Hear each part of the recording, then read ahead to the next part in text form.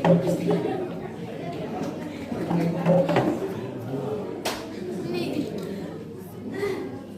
pagi untuk kita semua. Selamat pagi. Kami dari kelas 12 IPS 2 akan membawakan drama yang berjudul Orang Kaya dan Lazarus yang Miskin. Pada kesempatan ini, kami ingin memperkenalkan peran kami masing-masing. Saya di sini sebagai narator. Saya sebagai orang kaya. Saya sebagai asisten. Saya sebagai asisten. Saya sebagai Lazarus. Saya sebagai seekor anjing. Saya sebagai instrumentasi. Saya sebagai pelayan. Saya sebagai tamu. Saya sebagai tamu. Saya sebagai Abraham. Dan saya sebagai malaikat. Alkisah, ada seorang yang sangat kaya raya. Setiap hari ia mengenakan pakaian yang mewah dan mahal. Ia selalu bersukaria dalam kemewahannya. Dan pengemis bernama Lazarus, badannya penuh kotor, sedang berbaring di dekat pintu rumah orang kaya itu. Untuk menghilangkan rasa lapar, ia mendekati meja makan untuk mendapatkan remah yang jatuh dari meja makan orang kaya itu. Sementara ia menanti belas kasihan dari orang kaya itu, malah seekor anjing terus menjilat bisul pada kakinya. Pada suatu hari, orang kaya itu menikmati keseharian hidupnya dengan penuh bahagia sambil menikmati minuman. Dia meminta pelayannya untuk segera menyiapkan perjamuan bersama. Mari. Tolong siapkan makanan sekarang. Baik, Nyonya, siap dilaksanakan.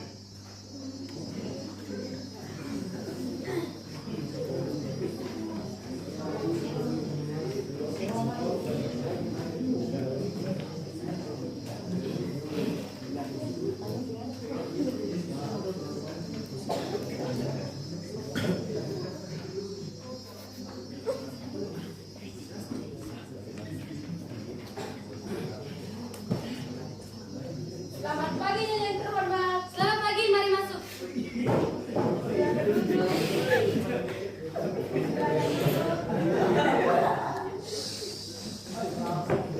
Ketika orang kaya itu, pelayannya dan kawan-kawannya sedang menikmati perjamuan bersama, Lazarus secara pelan-pelan menghampiri meja perjamuan bersama.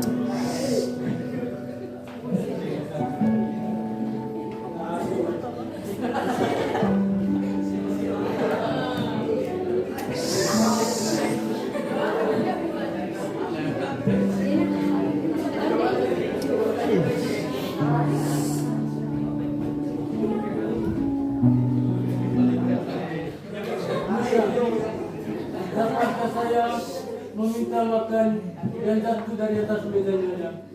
Tolong Nyonya, saya sangat lapar sekarang. Siapa kau orang ini? Sudah kotor, bangun. Kamu tidak pantas masuk rumahku yang begitu megah dan mewah. Keluar dari rumah sekarang juga. Ya Nyonya, saya cuma minta makan yang ada di atas meja Nyonya. Tolong saya Nyonya, saya sangat lapar sekarang. Waduh, hidupmu hanya mengemis dan mengemis. Sudah kotor, bau dan menjijikkan lagi.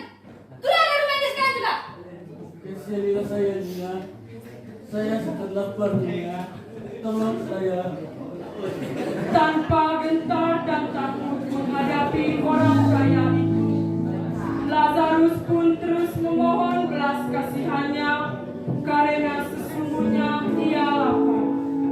Orang kaya itu pun lelah untuk mengusirnya berulang kali, sehingga ia terus menikmati perjamuan tersebut dengan penuh bahagia bersama pelayan dan teman-temannya. Ayo silakan mencicipi hidangannya. Makanan ini sungguh lezat.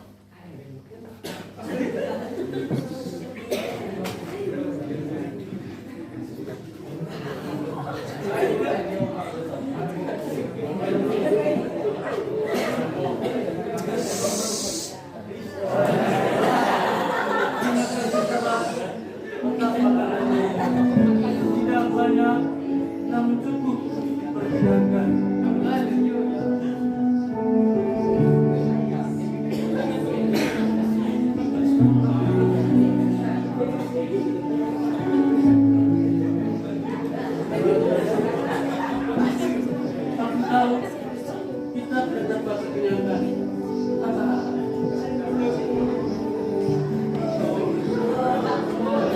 Setelah itu, Lazarus perlahan meninggalkan meja perjamuan itu menuju pintu rumah orang kaya itu.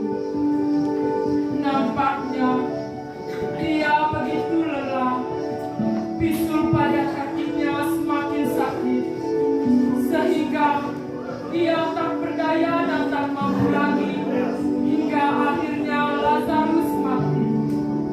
Dan seperti yang tertulis dalam kitab suci, lalu ia diantar oleh malaikat ke pangkuan Abraham.